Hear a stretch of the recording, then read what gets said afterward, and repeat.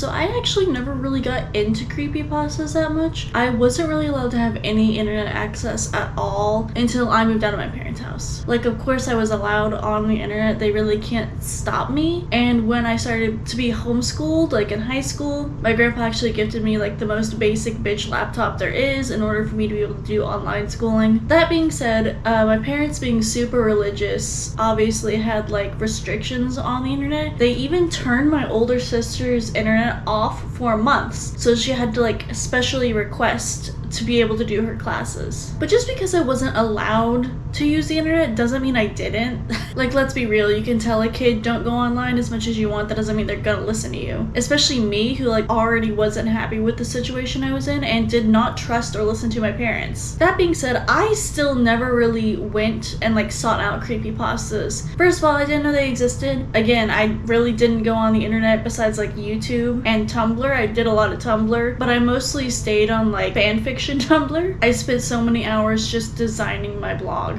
That's it. Not even looking at other people's blogs, just designing my own. But just because I didn't seek them out doesn't mean I didn't come across or hear about or read or see other creepypastas. And since it is spooky season, I wanted to do a video where I rank what Wikipedia says is some of the most famous creepypastas. To be fair, I have not heard of a lot of the creepypastas, and we're just gonna skip the ones I haven't heard. But for ones I have heard, I have a tier list all made up just for them. Top of the top, best of the best is called Nightmares. For this category, I believed it. I was fully brought in. I fully believed it. I don't necessarily believe in a lot of paranormal stuff. Unless it's nighttime, then I'm, pretty open.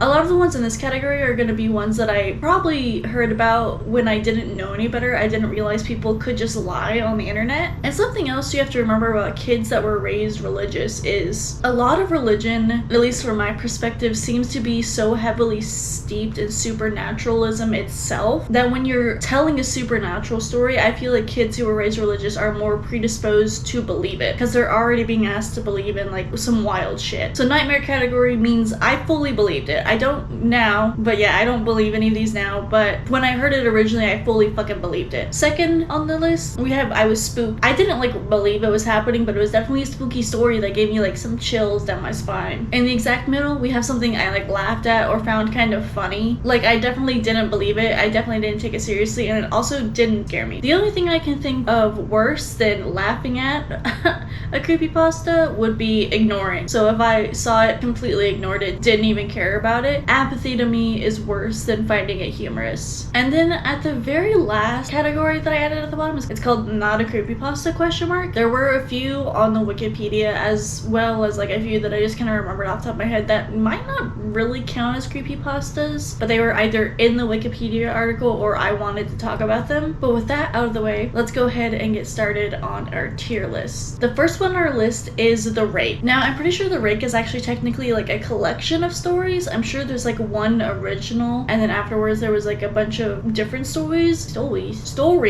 because I remember that like some of them were actually not that well written while some of them were pretty nice, as in like a good read. The Rake in itself, I heard for the first time when I was a little bit past the point where I was just believing everything on the internet was true. That being said, a few of those stories really did get me. They were pretty spooky. There are a lot of stories about the Rake that have very good descriptions, and even if the Rake itself doesn't really do anything too crazy in the story, certain descriptions can definitely get me. And there have been like a few video game adaptations. Those don't really do much for me, but the stories where the descriptions are on point, yes, you got me good. Next, Sonic.exe. I didn't really play video games growing up. I definitely didn't play a lot of the nostalgia games that a lot of these creepypastas are kind of meant for. I definitely heard it, did not care. It meant nothing to me. It probably meant something for somebody who grew up with that game and like knew it and understand it, but yeah, nothing for me. A creepy game, wow, I'll never play it. I'm not bothered by it. The Russian sleep experiment, I 100% thought was real when I first heard it. Apparently I'm not alone in that. Apparently that's like kind of well known for like getting people and people thinking is real. I thought it was real. I have heard rumors that this creepypasta is based off some actual experiments. Just the like end result, we'll call it, was obviously not what happened. It's a weird story. It's towards the end, as I got older, I kind of realized like this this is just too much. The very beginning is very, very creepy, but I think as I got older, the ending part got so extreme and so wild and so crazy. I was like, this isn't real. This is too much for me to believe. When I was younger though, like middle school or just starting high school area, this shit freaked me the fuck out.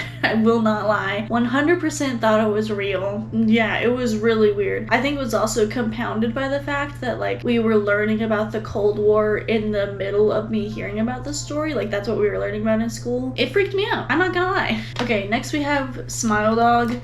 I didn't hear about Smile Dog until like last year, so of course I thought that shit was so fucking silly. It looks like an x-ray. If you've ever seen human x-rays from the front, they're freaky as shit, and that's what it reminds me of more than anything else. Or like maybe it's an MRI. It's some imaging of people from the front of their skull rather than like the top like that you normally see. It looks fucking weird, and that's what that reminds me of. And to be honest, I don't actually know what the Smile Dog story is. I've just heard it's like a creepy picture of a dog with human teeth, so I don't even really know what the creepypasta behind it is. But yeah, it means nothing to me. I thought it was very silly. Next, we have Squidward. I believed this at first, not all the supernatural shit around it. When I first heard the story, I thought it was just like a deleted episode of SpongeBob where Squidward committed suicide. I think there's actually some like actual videos on like YouTube and stuff of people like recreating what looks to be a SpongeBob episode, and then it has that in the background or like buried in it somewhere. It's not that I believed all the like supernatural elements of people who watch this episode are cursed forever. There's a lot of that kind of stuff in here that kind of takes it away from the belief from me. I just heard that there was a SpongeBob episode where that happened, and I had already at this point also heard about the like not safe for work drawings of the SpongeBob characters, which as far as I know are completely real. It wasn't an episode, it was like a game or something, and apparently as far as people can tell that is real. So yeah, so I think I had already heard about that at this point. So when I heard about like the Squidward thing, I was like, sure, why not? All the like added on extra stuff I don't remember hearing about, and I think would have put a damper on me believing that it was real. Jeff the Killer was always too silly for me to truly believe or put any stock in. The picture itself, yeah, that's pretty fucking creepy. I thought that was a picture of Gerard Way. So again, super closeted, didn't spend a lot of time on the internet or talking to anybody else except for the very carefully handpicked people my parents allowed me to. I had heard the term My Chemical Romance. This guy looks like he's suffering from chemical burns, and I think probably I saw an account on Tumblr that was an MCR blog that also was into creepypasta. It's highly possible. Anyways, somewhere in my brain the wires got crossed that this was the lead singer of My Chemical Romance. So yeah, this didn't really ever get me. Also, I'm a big My Chemical Romance fan nowadays. Back then, had never heard the music, thought it was mostly metal. So yeah, it did not get me, was not fooled by this. Another one where I actually haven't read the original story because I've heard like bits and pieces and it does not sound believable to me. Slenderman. I never believed in Slenderman. Loved the idea that it was originally just pictures, so people created their own lore around it. Never believed in it, but isn't that fucking freaky to think about? The woods already scare me a lot. There are so many things hiding out there just waiting to get you. So I was sufficiently spooked by Slenderman, even though I never like believed in it. Again, that's when I heard kind of a little bit past the point of me just believing everything I heard. However, that is not the same for the next one. Ted the Caver. I fully believed this one. This one 100% believed it. Thought it was somebody making journal entries about their caving experiences, having creepy encounters. Like, that one got me. I also was in a stage of my life where I was really interested in caves. We live kind of close to inner space caverns and went there almost every single year for a field trip. I was a big rock nerd. As lame as that sounds, I was really into rocks. I collected rocks. I like would be able to tell you what the mineral composition was of certain things by looking at them when I was younger, like middle school. And caves are scary. Like, even without supernatural shit, caves are just scary. Oh fuck, I don't have it on here, but like the missing 411 shit kind of coincides really nicely with this. Or I don't know if that's exactly what I'm thinking about, but there is like not like a true like one story, but like kind of a lot of stories about people go missing a lot around caves. Some people chalk it up to like supernatural shit. I chalk it up to caves are hard to traverse and very dangerous. And the fact that the story ended by him just saying he's gonna go deeper in the cave and never being heard from again, I think is a work of absolute genius. I think the person who wrote this story did such an amazing job. Had me completely fooled when I was younger, younger. In fact, I just took this as such face value. Somebody had to tell me it was a creepypasta and wasn't real. A lot of these I did not read. Somebody else told me secondhand, or I read on somebody's blog secondhand, or I saw a YouTube video about it, and a lot of those take it very seriously because that's kind of the fun of creepypastas. You act like it's real. So just the fact that somebody got lost in the caves scares the shit out of me because that shit happens in real life. Lavender Town. The Lavender Town thing did spook me a little bit because that, again, I heard when I was a lot younger. I never played Pokemon until like last year. Me and my brothers collected a few of the cards just for like fun, just to have. We didn't know how to play, and we watched the anime a lot, but the Lavender Town thing did scare me. Again, it usually, the ones that get me are because they are rooted in something I do know. Like I know about that one episode in Pokemon that got pulled from air because the flashing lights were too much and was causing a lot of kids to have seizures. I'm sure that has some creepypasta-esque legends around it, but like I knew that was a thing. I knew things have gotten like pulled from the air. So hearing that there was in the games somewhere something that wasn't supposed to be there, or was like hurting children even if it's on accident, or like the developers didn't intend to put it in there, like that kind of stuff, to me when I was at that age, again, where I didn't think people lied on the internet, it felt not fully believable, but it definitely scared. It didn't make a lot of sense because, again, going with such a heavy supernatural element into this one, it's like I can't quite get there completely because I'm like, okay, that's a bit much. Like there's a lot of reports of like children's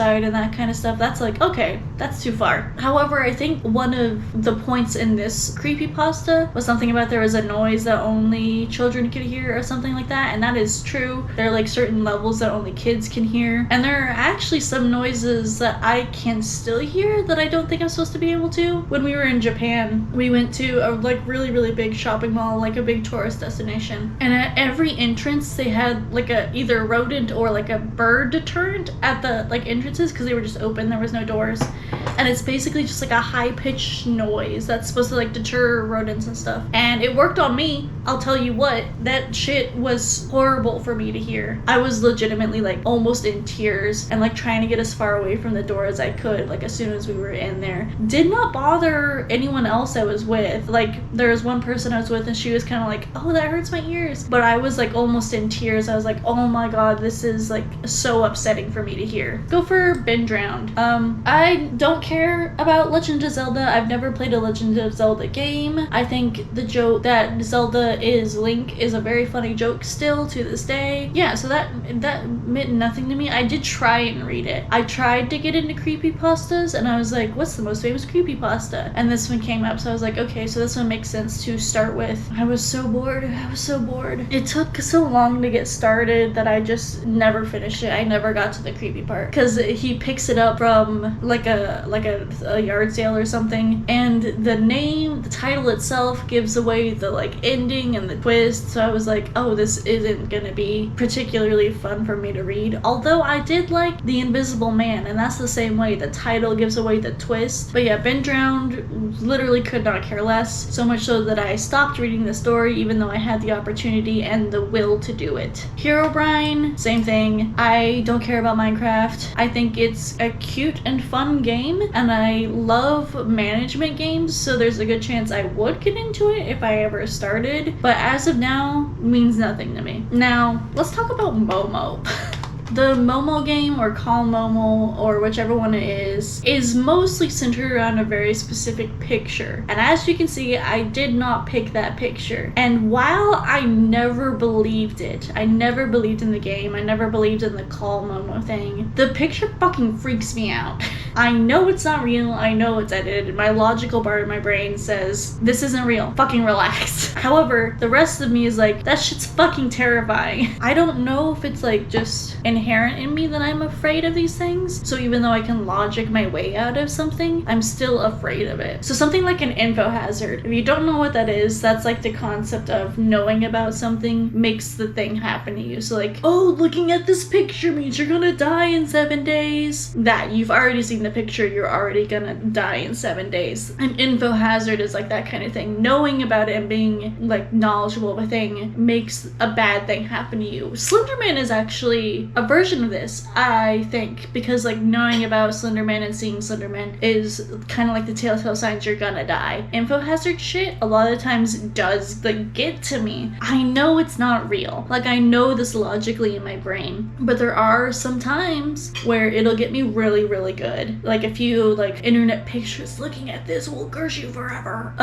Again, logically during the daytime when I'm like busy doing shit, I'm like, that's not real. I know that's not real. And when I go to bed and I'm laying there in the dark all by myself with this picture just burned into my brain, then things start to feel a little bit more real. Again, it's not like I truly believe in this stuff, but it does like legitimately put a shiver down my spine. The Momo picture, I know it's not real. It still freaks me out. Okay, the Backrooms. I originally laughed at the Backrooms. I thought it was kind of silly. I didn't, you know, think that much of it. I thought some of the stuff coming out about it was pretty cool. Maybe not scary, but was pretty interesting. Now I hate it. Now I never want to see it again for the rest of my life. I don't want to hear anything else about the Backrooms. It was cool. Now it's been ruined.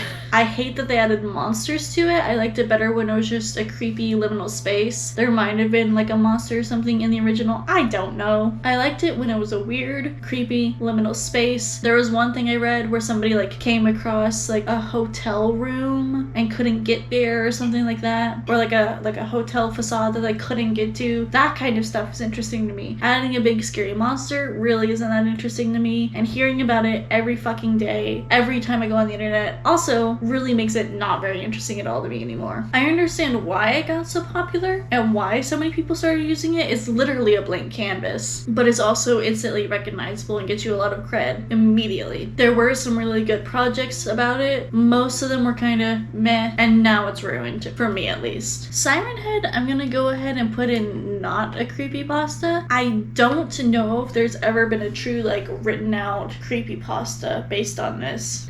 There's obviously been a lot of video games, and it's very close to Slenderman, where it was like a picture contest, I think, first. The sounds associated with Sirenhead are honestly good. I like them. They don't even scare me that much. There is like a slight sense of almost melancholy more than like dread and fear in them to me. And I think Sirenhead's a fun guy. I think he also had a little bit of problem, the same way the Backrooms did, where it was kind of like oversaturated the market on Sirenhead shit. I also really enjoy the stories where he's not malicious either, where he's just kind of wandering around lost. I don't know, I like that kind of stuff. I think it's fun. Local 58, I don't know if this is a creepypasta, so that's where it's going. And not a creepypasta question mark. If this is a creepypasta, it would go in spook. I learned about Local 58 when I was well into adulthood, and it still sufficiently spooked me. Space is scary, just point blank, and the idea of people kind of fighting with security systems to decide how they're going to use it, whether the information you're hearing from a trusted source is real or not, freaks me out.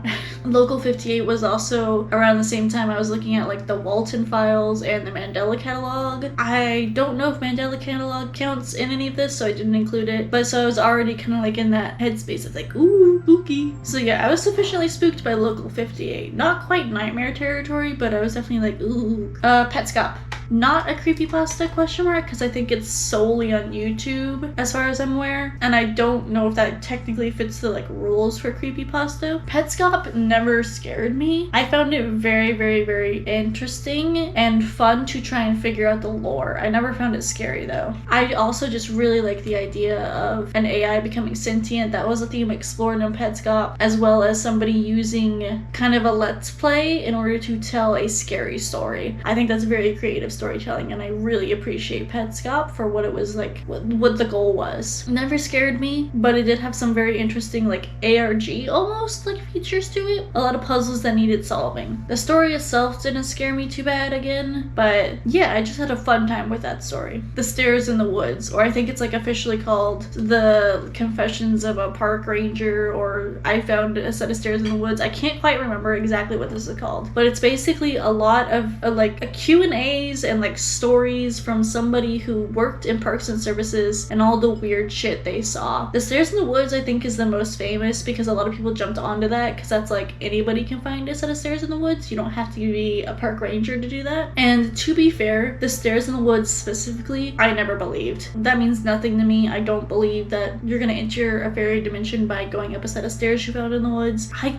don't think you're gonna find a set of stairs in the woods in all honesty. So the stairs part specifically didn't really mean anything to me, but that was kind of late into that whole series of additions to the Reddit. I think it was like a Reddit thing. The rest of those sufficiently scared me, sufficiently spooked me. Again, I'm kind of afraid of the woods and the wilderness, so that part was already getting to me. But because everything also started out so innocuous, similar with like the cave ones, everything started out so low-key and believable that the ramp up kind of felt legitimate until the stairs. Again, stairs mean nothing to me. And also, people seeing weird stuff in the woods happens all the time. And while I might not be a true believer in a lot of the supernatural or cryptid stuff in the woods, I'm not entirely a skeptic. And just like I had my weird rock thing where I was really into rocks like in elementary school, I was really into cryptids in middle school. I did several projects on different cryptids, including the Loch Ness Monster, mostly because I got a really good grade on that project. I was fully convinced I was going to be a cryptozoologist when I grew up, which is not really something you could ever make a living off of, but I loved learning about cryptids. When I was in high school, like late high school, so basically college, because I took like dual credit courses, so for my high school I was actually just doing college classes. So during those years I actually wrote like full novels based around like different cryptids or like mythology based creatures from around the whole world. I wrote like a whole like guidebook that was like connected to it, like kind of like Spiderwick, where it's like there's the like books and then there's like a guidebook about like what to do with the creatures. So I had like a novel or like several novels worth of like people having the adventures and meeting and, you know, interacting with the mythical creatures, as well as just like a separate like guidebook about the mythical creatures themselves, because I fucking love it. It's part of the reason I can't get into a lot of shows, because I know too much mythology now that I'm kind of taken out of shows. The Witcher was one.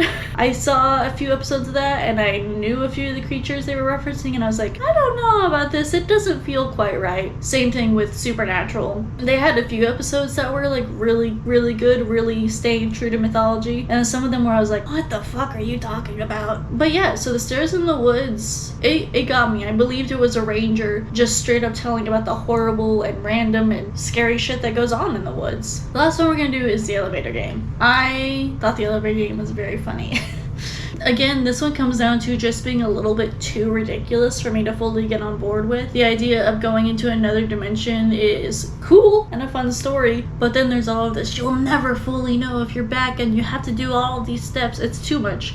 It's too many steps. Nobody's ever gonna remember that. You're basically just dooming people to a hellish existence for all their life. So shame on you, creepypasta writer, for making it so fucking complicated. But those are all the creepypastas I have today. I'm sure there's more I'm just forgetting, or like ones I mentioned earlier that might not technically be creepypastas, but I still enjoyed. I feel like I got kind of the big ones that everyone knows and talks about on here, as well as some that I just kind of liked, even if they don't really count as creepypastas. I think my favorite creepypasta overall is the Stairs in the Woods, because I'm also really interested in like the missing 411 stuff, at least at this point in my life. To be clear, I feel like a lot of the missing 411 stuff is not supernatural based, and I think since those are real cases, sometimes people can get a little bit overzealous and maybe be a little bit mean or not very caring to some families and people that are still alive. So even though the 411 stuff is interesting, I do kind of want to be cognizant of the fact that there are real people affected by these cases, and just because they go missing in forests and caves and stuff, maybe we shouldn't be all over the internet talking about changelings when the family is still very much going to see that. Like, the family doesn't need to see you theorizing that their kid isn't really their kid. You know what I mean? I don't think I'm ever gonna get tired of like reading spooky stories on the internet or trying to scare my boyfriend by telling him spooky stories, which he that's not a joy. Just last week, every day I was at work, I was listening to